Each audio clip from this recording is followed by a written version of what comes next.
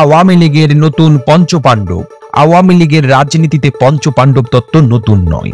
আওয়ামী লীগের এইরকম কিছু নেতারা একসঙ্গে সংগঠনের জন্য কাজ করেন, যারা দলের সাধারণ সম্পাদক নন, কিন্তু দলের নেতাকর্মীদের কাছে অত্যন্ত গুরুত্বপূর্ণ।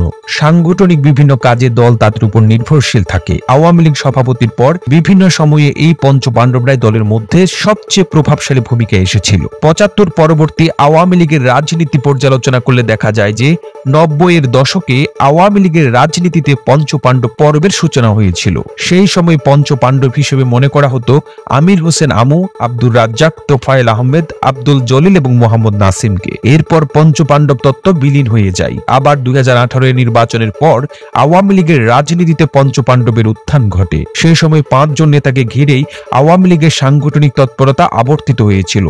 তবে এই ৫ জন নেতা কেউই মন্ত্রী বা দলের সাধারণ সম্পাদক ছিলেন না। এদের মধ্যে ছিলেন জাহাঙ্গীর কবির নানক, আব্দুর রহমান, বাহাউদ্দিন নাসিম, মির্জা আজম এবং এস.এম. কামাল।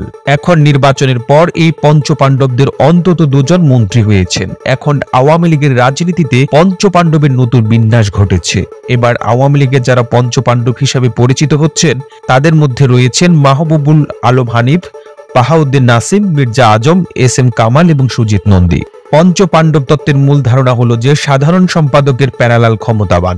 আওয়ামী লীগের কেন্দ্রীয় নেতৃত্বের একটি গোষ্ঠী, যারা আওয়ামী লীগের নীতি নির্ধারক এবং সংগঠনে সাধারণ সম্পাদকের বিকল্প গোষ্ঠী। সাধারণ সম্পাদকের কাছে অনেকে অনেক কথা বলতে পারেন না, বা সাধারণ সম্পাদককে অনেক বিষয়ে দলের নেতারা চ্যালেঞ্জ জানাতে পারে না। সেই চ্যালেঞ্জ জানানোর ক্ষেত্রে গুরুত্বপূর্ণ কয়েকজন নেতা ঐক্যবদ্ধ অবস্থান নেন এবং তারা সাধারণ সম্পাদককে দলের নীতি নির্ধারণী বিভিন্ন সিদ্ধান্ত গ্রহণের ক্ষেত্রে প্রভাবিত করেন। অনেক ক্ষেত্রে এই পঞ্চপাণ্ডব সাংগঠনিক অনেক সিদ্ধান্ত গ্রহণ করে থাকেন। আওয়ামী লীগের রাজনীতিতে ২০০৯ সাল থেকে একটি নতুন ধারার প্রবর্তন করা হয়েছে, দল এবং সরকারকে আলাদা রাখা। যারা মন্ত্রিসভায় থাকেন তাদেরকে সাংগঠনিক পদে রাখা হয় না। এরকম বিবেচনাতেই বেশ কয়েকজন দলের নেতা বিভিন্ন সময়ে মন্ত্রিত্ব গ্রহণ করে সাংগঠনিক সম্পাদক পদ হারিয়েছেন। আবার কয়েকজন গুরুত্বপূর্ণ নেতা আছেন যাদেরকে সরকার এবং দল উভয় জায়গায় বিবেচনা করে রাখা হয়। এবারও মন্ত্রিসভায় সেই রকম ব্যবস্থা আছে।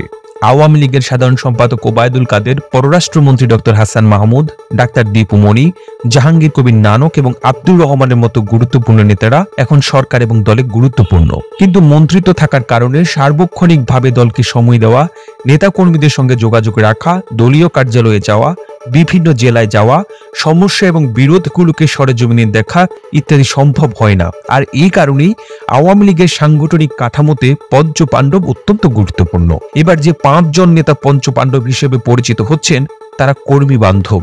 তাদের সঙ্গে কর্মীরা যোগাযোগ করছেন এবং সংগঠন পরিচালনার ক্ষেত্রে ক্রমশ তারা নীতি নির্ধারকদের ভূমিকায় অবতীর্ণ হচ্ছেন। এই প্রতিবেদন তৈরিতে তথ্য ও উপাত্তের সাহায্য নেওয়া হয়েছে জাতীয় গণমাধ্যম বাংলা ইনসাইডার থেকে। আর আপনারা এতক্ষণ সঙ্গে ছিলেন বিশ্ব বাংলা। এভাবেই সঙ্গে থাকুন। আমরা তো ফিরেছি নতুন নতুন প্রতিবেদন নিয়ে। একই সাথে বিশ্ব বাংলা পেজটিকে ফলো করে না থেকে থাকলে এখনই ফলো করুন। ধন্যবাদ।